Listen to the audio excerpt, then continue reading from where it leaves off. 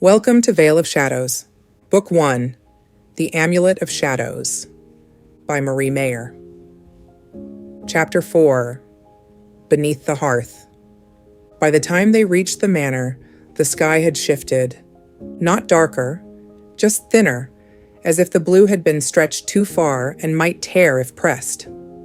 The wind moved in shallow drafts along the hedges, stirring the brittle tips of leaves that had been green that morning. Rhys paused at the gate. "It's worse," he said quietly. Elara didn't answer. The blight had crept farther into the field. What had been a bruise along the tree line was now a widening crescent, its edge sharp and unnatural. The grass did not fade gradually. It surrendered abruptly, green to gray in the span of a breath. She felt the pulse before she reached the door. It thrummed faintly under her ribs, steady and patient, not frantic, not hungry, waiting. She pushed the door open and stepped inside. Rhys followed, closing it behind them with a muted thud. The house felt different. Still quiet, still composed, but alert. "You feel that?" she asked. Rhys stood very still, eyes half closed in concentration. After a moment, he nodded. "It's not aggressive," he said. "It's contained." "Yes." She led him down the hallway toward the study. The boards creaked in familiar protest under their weight. The air smelled faintly of lavender and old smoke. When she opened the study door, the temperature seemed to dip slightly. The room greeted her with its familiar hush, lavender and dust, filtered light falling pale across the desk. Nothing had been disturbed. The hidden compartment remained concealed behind the shelf. The hearth crouched in its place beneath a spill of shadow. Elara stepped inside and closed the door behind them. Only then did she draw the grimoire from beneath her arm and lay it carefully on the desk, the leather cover whispering against the wood. The sound felt louder than it should have. Rhys's gaze moved from the hearth to the book and back again. "You feel it strongest here?" he asked quietly. "Yes." She did not open the grimoire yet. Instead, she crossed directly to the hearth. The stonework rose in a wide arch, soot dark and heavy with years.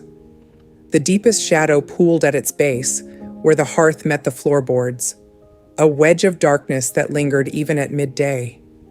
She crouched and pressed her palm flat against the lowest stone. Cold. Then, there, the faint vibration. Not imagined, not memory.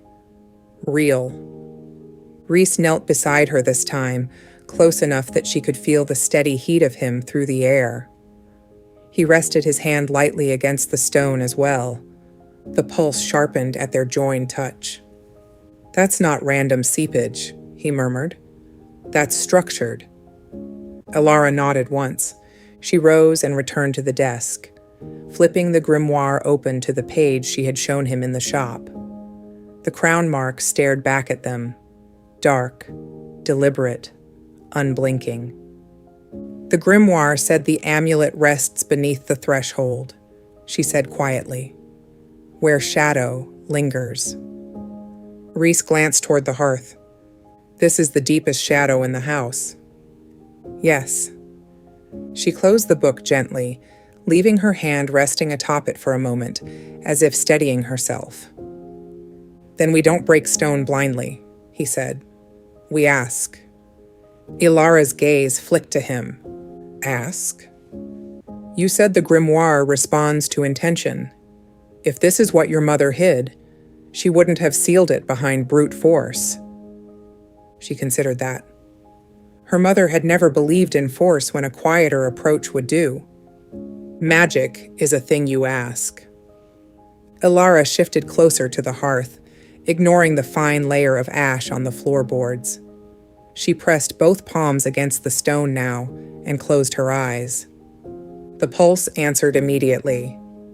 It rose through her hands, not painful, not even sharp, just insistent, like a heartbeat beneath skin. "I'm not here to break you," she said softly. I'm not here to take what isn't mine. The vibration steadied. Rhys remained silent beside her. If you were left for me, she continued, voice barely above a breath, then I'm ready to listen. For a moment, nothing changed. Then the stone beneath her right palm warmed. Her eyes flew open.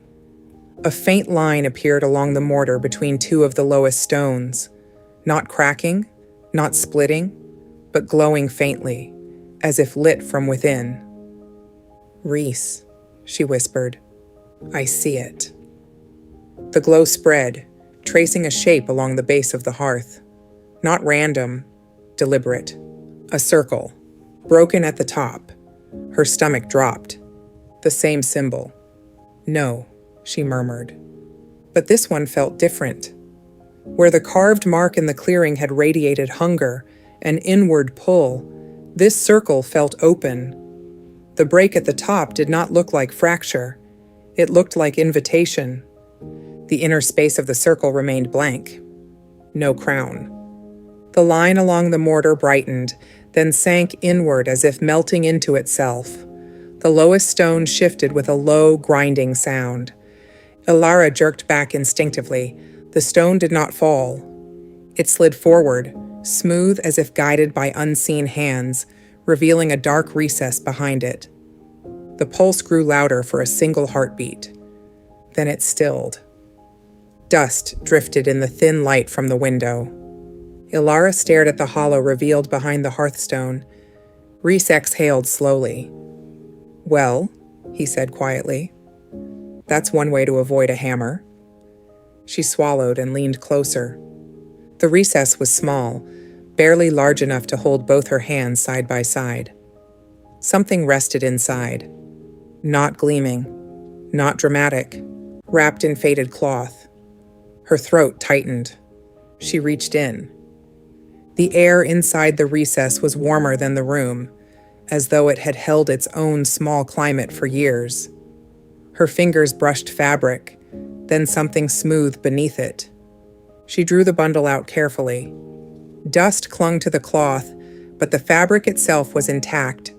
Linen, once white, now yellowed with age. It had been tied shut with a thin cord that had darkened to near brown.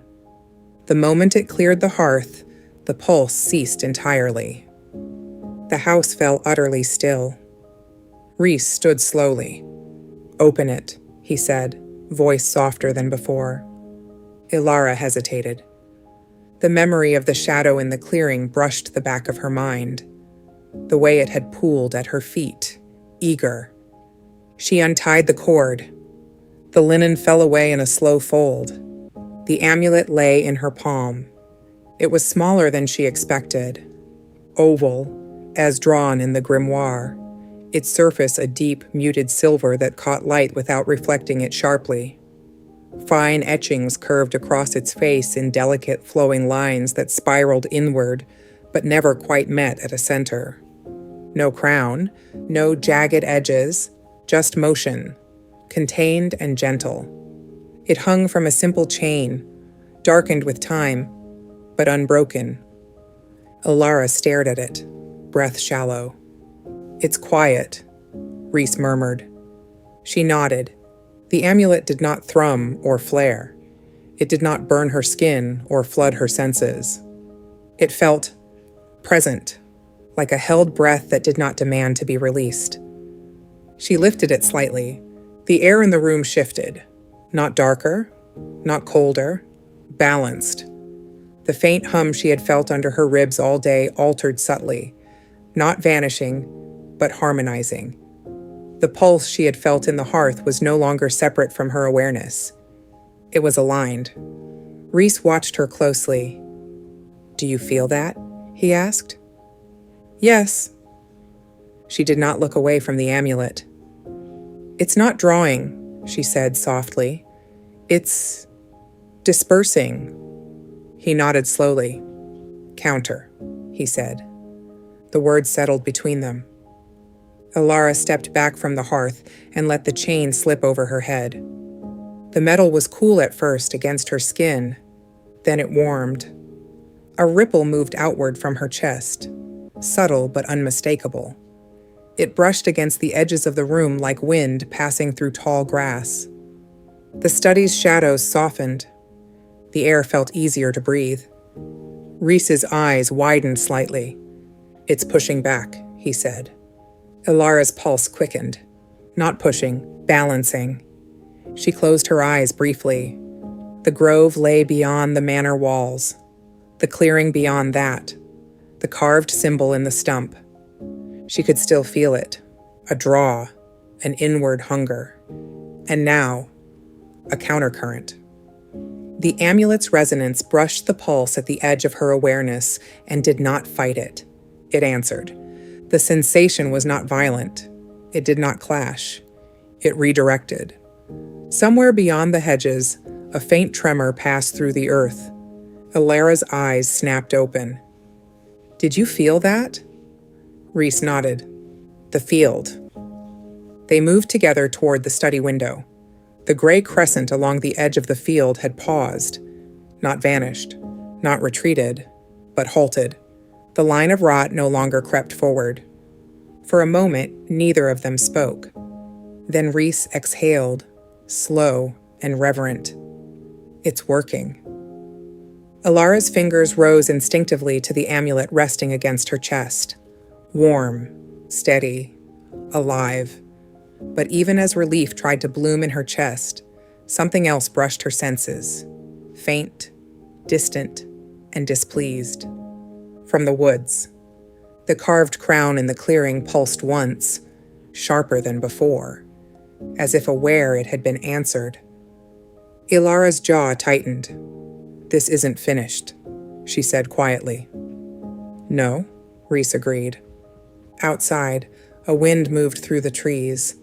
At the very edge of the forest, where gray met green, a flicker of blue light hovered briefly between branches, watching. Then it darted back into shadow. Elara felt the amulet settle against her skin like a promise. Not made to rule, made to counter. And something in the woods had just realized it was no longer alone. Thank you for listening to the Veil of Shadows series, Book 1, Amulet of Shadows. The story continues in the next chapter.